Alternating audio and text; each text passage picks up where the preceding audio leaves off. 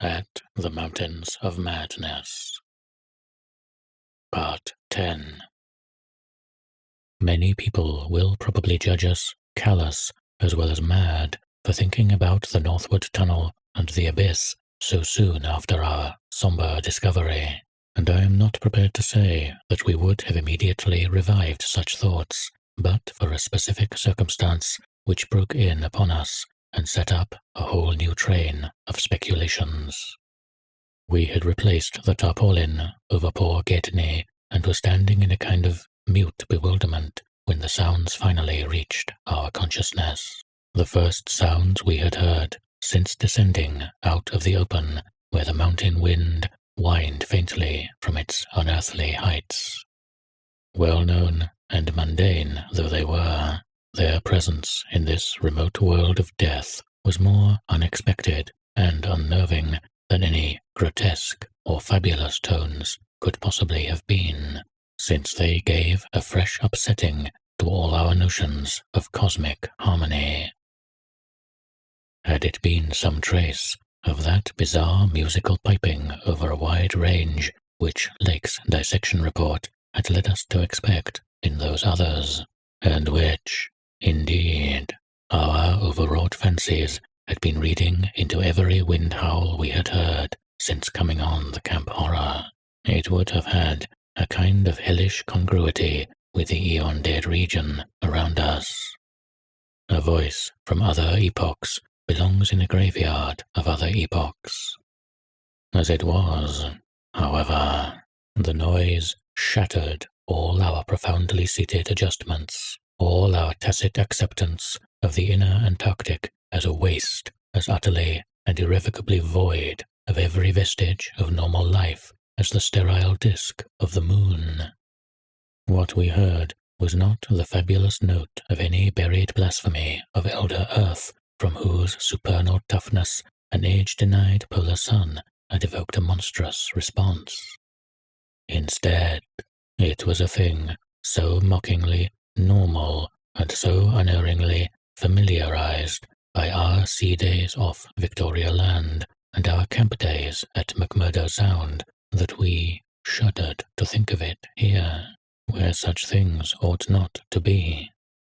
To be brief, it was simply the raucous squawking of a penguin. The muffled sound floated from subglacial recesses nearly opposite to the corridor whence we had come, regions manifestly in the direction of that other tunnel to the vast abyss. The presence of a living water-bird in such a direction, in a world whose surface was one of age-long and uniform lifelessness, could lead to only one conclusion. Hence, our first thought was to verify the objective reality of the sound. It was, indeed, repeated, and seemed at times to come from more than one throat. Seeking its source, we entered an archway from which much debris had been cleared, resuming our trail-blazing, with an added paper supply taken with curious repugnance from one of the tarpaulin bundles on the sledges, when we left daylight behind. As the glaciated floor gave place to a litter of detritus, we plainly discerned some curious dragging tracks, and once Danforth found a distinct print of a sort whose description would be only too superfluous. The course indicated by the penguin cries was precisely what our map and compass prescribed as an approach to the more northerly tunnel mouth, and we were glad to find that a bridgeless thoroughfare on the ground and basement levels seemed open. The tunnel, according to the chart, ought to start from the basement of a large pyramidal structure which we seemed vaguely to recall from our aerial survey as remarkably well preserved.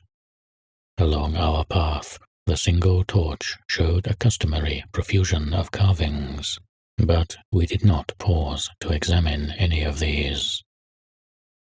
Suddenly, a bulky white shape loomed up ahead of us, and we flashed on the second torch. It is odd how wholly this new quest had turned our minds from earlier fears of what might lurk near. Those other ones, having left their supplies in the great circular place, must have planned to return after their scouting trip toward or into the abyss. Yet we now discarded all caution concerning them as completely as if they had never existed. This white, waddling thing was fully 6 feet high, yet we seemed to realize at once that it was not one of those others. They were larger and dark, and, according to the sculptures, their motion over land surfaces was a swift, assured matter despite the queerness of their sea-borne tentacle equipment. But to say that the white thing did not profoundly frighten us would be vain. We were indeed clutched for an instant by a primitive dread almost sharper than the worst of our reasoned fears regarding those others. Then came a flash of anticlimax as the white shape sidled into a lateral archway to our left to join two others of its kind which had summoned it in raucous tones. For it was only a penguin, albeit of a huge, unknown species larger than the greatest of the known king penguins, and monstrous in its combined albinism and virtual eyelessness. When we had followed the thing into the archway and turned both our torches on the indifferent and unheeding group of 3, we saw that they were all eyeless albinos of the same unknown and gigantic species. Their size reminded us of some of the archaic penguins depicted in the Old One's sculptures, and it did not take us long to conclude that they were descended from the same stock, undoubtedly surviving through a retreat to some warmer inner region whose perpetual blackness had destroyed their pigmentation and atrophied their eyes to mere useless slits. That their present habitat was the vast abyss we sought was not for a moment to be doubted, and this evidence of the gulf's continued warmth and habitability filled us with the most curious and subtly perturbing fancies. We wondered, too, what had caused these 3 birds to venture out of their usual domain. The state and silence of the great dead city made it clear that it had at no time been an habitual seasonal rookery, whilst the manifest indifference of the trio to our presence made it seem odd that any passing party of those others should have startled them. Was it possible that those others had taken some aggressive action or tried to increase their meat supply? We doubted whether that repugnant odor which the dogs had hated could cause an equal antipathy in these penguins, since their ancestors had obviously lived on excellent terms with the Old Ones, an amicable relationship which must have survived in the abyss below as long as any of the Old Ones remained. Regretting, in a flare-up of the old spirit of pure science, that we could not photograph these anomalous creatures, we shortly left them to their squawking and pushed on toward the abyss whose openness was now so positively proved to us, and whose exact direction occasional penguin tracks made clear. Not long afterward, a steep descent into a long, low, doorless, and peculiarly sculptureless corridor led us to believe that we were approaching the tunnel mouth at last. We had passed 2 more penguins, and heard others immediately ahead. Then the corridor ended in a prodigious open space which made us gasp involuntarily, a perfect inverted hemisphere, obviously deep underground, fully 100 feet in diameter and 50 feet high, with low archways opening around all parts of the circumference but one, and that one yawning cavernously with a black arched aperture which broke the symmetry of the vault to a height of nearly 15 feet. It was the entrance to the great abyss. In this vast hemisphere, whose concave roof was impressively, though decadently, carved to a likeness of the primordial celestial dome, a few albino penguins waddled, aliens there, but indifferent and unseeing. The black tunnel yawned indefinitely off at a steep descending grade, its aperture adorned with grotesquely chiseled jambs and lintel. From that cryptical mouth we fancied a current of slightly warmer air, and perhaps even a suspicion of vapour, proceeded. And we wondered what living entities, other than penguins, the limitless void below, and the contiguous honeycombings of the land and the Titan mountains, might conceal. We wondered, too, whether the trace of mountain-top smoke at first suspected by poor Lake, as well as the odd haze we had ourselves perceived around the rampart-crowned peak, might not be caused by the tortuous channeled rising of some such vapour from the unfathomed regions of Earth's core. Entering the tunnel, we saw that its outline was, at least at the start, about 15 feet each way. Sides, floor, and arched roof composed of the usual megalithic masonry. The sides were sparsely decorated with cartouches of conventional design in a late, decadent style, and all the construction and carving were marvellously well preserved.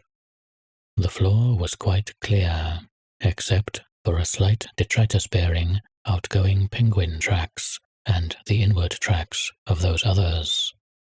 The farther one advanced, the warmer it became, so that we were soon unbuttoning our heavy garments. We wondered whether there were any actually igneous manifestations below, and whether the waters of that sunless sea were hot. After a short distance, the masonry gave place to solid rock, though the tunnel kept the same proportions and presented the same aspect of carved regularity. Occasionally, its varying grade became so steep that grooves were cut in the floor. Several times, we noted the mouths of small lateral galleries not recorded in our diagrams, none of them such as to complicate the problem of our return, and all of them welcome as possible refuges in case we met unwelcome entities on their way back from the abyss. The nameless scent of such things was very distinct. Doubtless, it was suicidally foolish to venture into that tunnel under the known conditions, but the lure of the unplanned is stronger in certain persons than most suspect. Indeed, it was just such a lure which had brought us to this unearthly polar waste in the first place. We saw several penguins as we passed along, and speculated on the distance we would have to traverse. The carvings had led us to expect a steep downhill walk of about a mile to the abyss, but our previous wanderings had shown us that matters of scale were not wholly to be depended on. After about a quarter of a mile, that nameless scent became greatly accentuated, and we kept very careful track of the various lateral openings we passed. There was no visible vapour as at the mouth, but this was doubtless due to the lack of contrasting cooler air. The temperature was rapidly ascending, and we were not surprised to come upon a careless heap of material shudderingly familiar to us. It was composed of furs and tent cloth taken from Lake's camp, and we did not pause to study the bizarre forms into which the fabrics had been slashed. Slightly beyond this point, we noticed a decided increase in the size and number of the side galleries, and concluded that the densely honeycombed region beneath the higher foothills must now have been reached. The nameless scent was now curiously mixed with another and scarcely less offensive odor, of what nature we could not guess, though we thought of decaying organisms and perhaps unknown subterranean fungi. Then came a startling expansion of the tunnel for which the carvings had not prepared us, a broadening and rising into a lofty, natural-looking elliptical cavern with a level floor, some 75 feet long and 50 broad, and with many immense side passages leading away into cryptical darkness. Though this cavern was natural in appearance, and inspection with both torches suggested that it had been formed by the artificial destruction of several walls between adjacent honeycombings. The walls were rough, and the high vaulted roof was thick with stalactites. But the solid rock floor had been smoothed off, and was free from all debris, detritus, or even dust to a positively abnormal extent. Except for the avenue through which we had come, this was true of the floors of all the great galleries opening off from it. And the singularity of the condition was such as to set us vainly puzzling. The curious new fetor which had supplemented the nameless scent was excessively pungent here, so much so that it destroyed all trace of the other. Something about this whole place, with its polished and almost glistening floor, struck us as more vaguely baffling and horrible than any of the monstrous things we had previously encountered.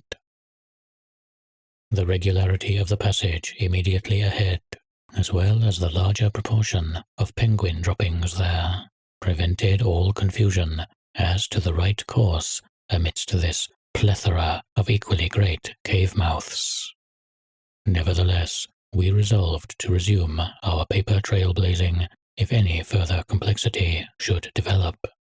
For dust tracks, of course, could no longer be expected. Upon resuming our direct progress, we cast a beam of torchlight over the tunnel walls, and stopped short in amazement at the supremely radical change which had come over the carvings in this part of the passage. We realized, of course, the great decadence of the old one's sculpture at the time of the tunneling, and had indeed noticed the inferior workmanship of the arabesques in the stretches behind us. But now, in this deeper section beyond the cavern, there was a sudden difference, wholly transcending explanation, a difference in basic nature as well as in mere quality, and involving so profound and calamitous a degradation of skill that nothing in the hitherto observed rate of decline could have led one to expect it.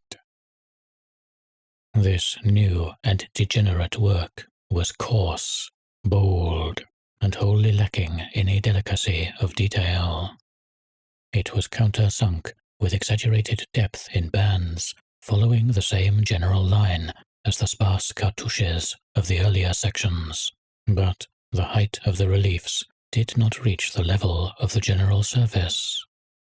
Danforth had the idea that it was a second carving, a sort of palimpsest, formed after the obliteration of a previous design.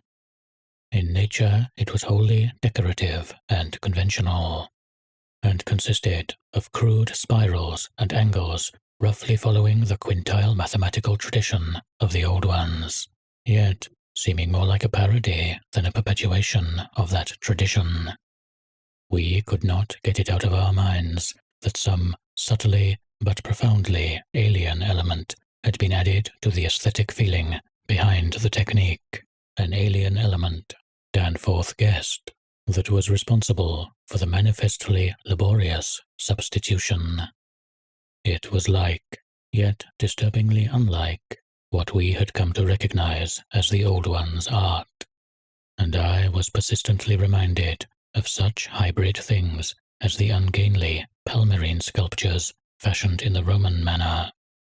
The others had recently noticed this belt of carving was hinted by the presence of a used torch battery on the floor in front of one of the most characteristic designs. Since we could not afford to spend any considerable time in study, we resumed our advance after a cursory look, though frequently casting beams over the walls to see if any further decorative changes developed. Nothing of the sort was perceived, though the carvings were, in places, rather sparse because of the numerous mouths of smooth-floored lateral tunnels. We saw and heard fewer penguins, but thought we caught a vague suspicion of an infinitely distant chorus of them somewhere deep within the earth. The new and inexplicable odour was abominably strong, and we could detect scarcely a sign of that other nameless scent.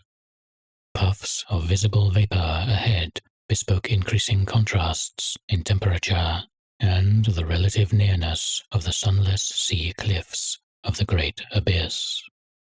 Then, quite unexpectedly, we saw certain obstructions on the polished floor ahead, obstructions which were quite definitely not penguins, and turned on our second torch after making sure that the objects were quite stationary.